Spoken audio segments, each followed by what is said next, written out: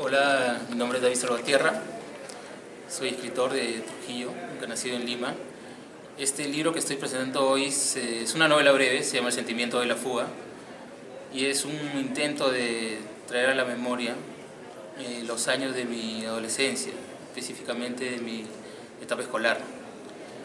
Lo que traté en estas páginas fue de capturar cierto sentimiento de desacomodo, de desarreglo, dentro del colegio, ¿no? De esos años, porque se me ocurrió un personaje que no estuviera del todo cómodo, aunque una especie de rebelde, pero un rebelde silencioso, ¿no? Que nunca se revela, nunca levanta la voz, sino más bien se ocupa sus días en revelarse en su cabeza, nada más silenciosamente, juzgar a las personas, digamos, solamente desde sus imágenes mentales.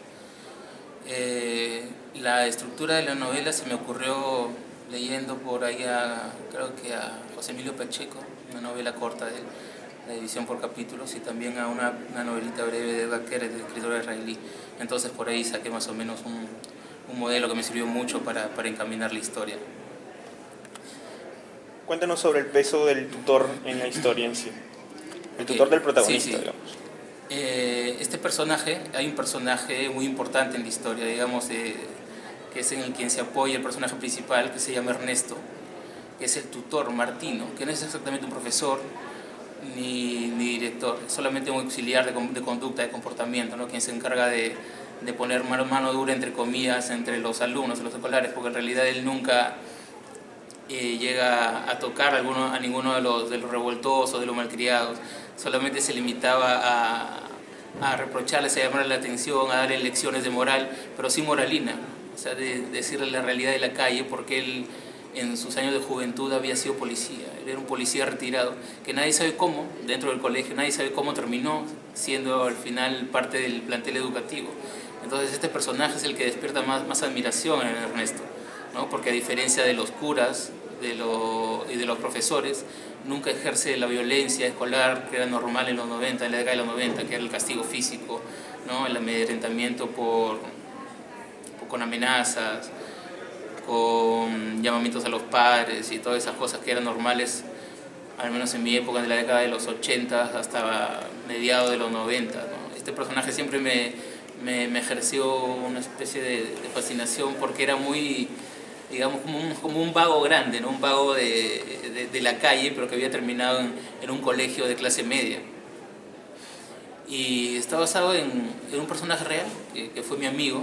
Era tan grande el sentimiento de amistad que todos lo llamaban por su nombre, nadie le decía profesor, ¿no? En la vida real todo el mundo lo llamaba por su nombre, ¿no? Acá en la ficción se llama Martino, y es quien al final resulta ser el único amigo del personaje, ¿no? Porque él no llega a ser amigo de ninguno de sus compañeros, sino de él, nada más del profesor. A veces uno piensa que, bueno, algunos piensan que la literatura de autoficción sirve como una especie de una oportunidad para revancha personal o cobrarse deudas del pasado, de la infancia o de la adolescencia. ¿En este caso hay algo de eso? Sí, claro, claro, en la autoficción hay de todo, ¿no? Hay ficción propiamente dicha, ¿no? Como su nombre lo dice, pero también hay mucho de revancha, de ajuste de cuentas.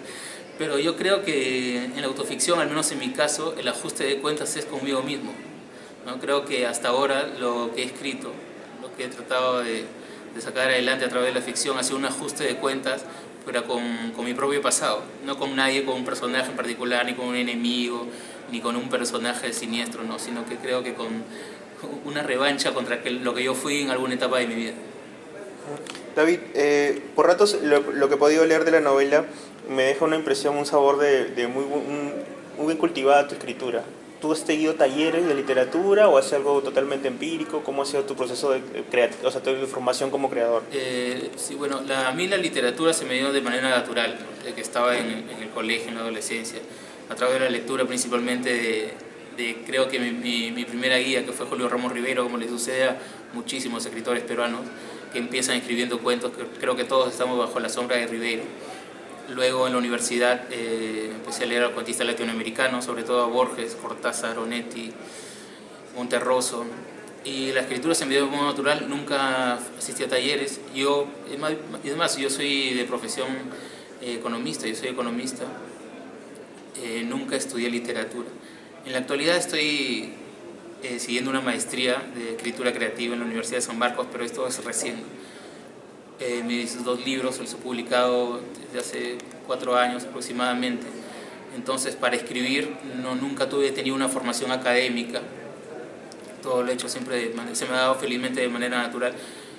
Sin embargo, creo que sí es muy útil seguir aprendiendo y mejorando técnicas, ¿no? Que pueda ayudarte a sacar un producto más elaborado, más complejo en el futuro.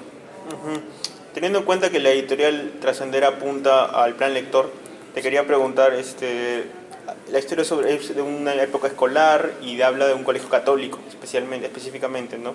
¿Te parece a ti que puede identificar a muchos muchachos actualmente?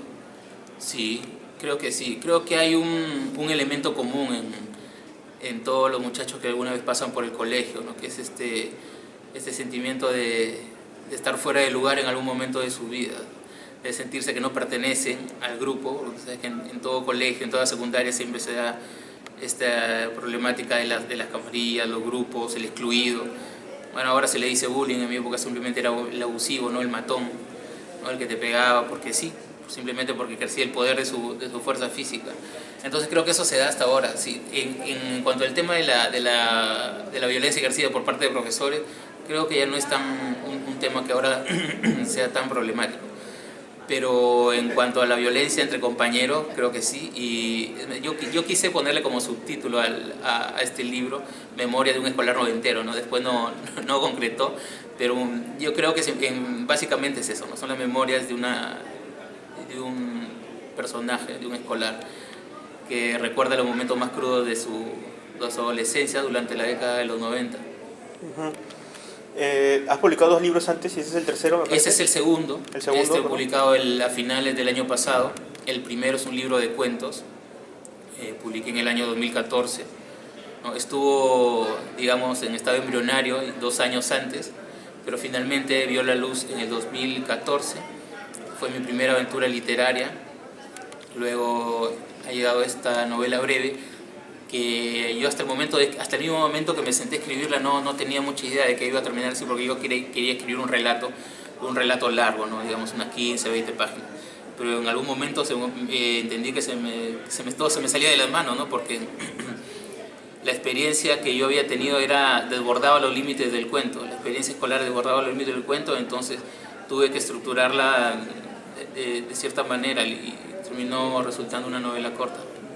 Bueno, David, teniendo en cuenta que el comienzo de un escritor, como muchas otras profesiones, es muy complicado, ¿te planteas objetivos a futuro o eres tratar de dejarte llevar y seguir escribiendo con paciencia y todo eso? ¿Cómo lo ves? Claro, de todo un poco. Dejarme llevar, yo creo que en el sentido, dejarse llevar pues, podría ser en el sentido de que hay historias que a uno lo asaltan intempestivamente, ¿no? Sin buscarlas, y a veces llega una historia y uno siente la necesidad de escribirla. Me pasó muchísimo con los cuentos, sobre todo con los cuentos de mi primer libro. La mitad creo que de las historias no las busqué, simplemente se dieron, y las demás fueron ideas mucho más elaboradas, ¿no? Más pensadas, más planificadas. Y en el caso, por ejemplo, de esta novela corta, sí fue algo que busqué escribir, que quise escribir, y en el futuro quiero seguir escribiendo, quiero escribir libros más ambiciosos, más complejos, y por eso ahora estoy leyendo, estoy dejando atrás, digamos, lecturas que estoy arrastrando desde mi adolescencia, ¿no? Como Ribeiro, Borges, Cortázar, y quisiera dejar atrás ciertas influencias que me han marcado muchísimo, pero creo que ya en este momento ya no me son útiles para decir las cosas que quiero decir en el futuro, ¿no? ¿Qué parte te cuesta más el proceso creativo? ¿Los personajes, el nudo o en todo caso el final o encontrar un título? Cuéntame un poco ese detalle. Sí, dentro del proceso creativo yo tengo dos partes bien definidas, bien marcadas. Una es el primer barro, ¿no? De la primera masa que yo necesito de la historia que yo necesito tener siempre en bruto. La primera parte es sentarme a escribir y dejar que todo salga, que todo fluya, que todo brote, y tener algo informe, algo que no tiene ni pie ni cabeza, pero que yo sé que dentro de esa masa hay una historia. Y luego de tener esa masa, ya, digamos, Yo lo que tengo que hacer es corregirla, darle un sentido, darle una estructura, pulir mucho la prosa, ¿no? Suprimir escenas, agregar otras, eliminar personajes, agregar otros y darle una forma. Y ese es el proceso que más trabajo me da, porque el proceso de corrección me toma muchísimo tiempo. Puedo estar corrigiendo un cuento 1 año, 2 años y si no lo publico yo creo que seguiría corrigiéndolo. Ese es el proceso que más me agota, digamos, porque hay un momento en que siento que ya el cuento me está cansando, me está agotando, ya no lo quiero y pierdo la perspectiva, ¿no? Cuando uno corrige demasiado un cuento puedes perder la perspectiva, ya el sentimiento de la distancia necesaria para juzgarla lo puedes perder y bueno, siempre hay riesgos, son los riesgos de la escritura. Bueno, finalmente, y mostrando el libro, invítale por favor a la gente, a los lectores del comercio, a que lo compren y lo lean, ¿no? ¿Dónde lo pueden encontrar y a qué precio? Bueno, ahora estamos acá en la Feria La Independiente, el Ministerio de Cultura, que va hasta el 30 de abril. Pueden encontrar el libro en el stand de Editorial Trascender, el precio es muy cómodo. Los invito a leer esta novela para que se enteren qué sucede con este personaje en la década de los 90 en un colegio católico, ¿no? La lectura es muy ágil y espero que les guste mucho y que esperen lo que viene después, lo que viene más adelante de mi libro.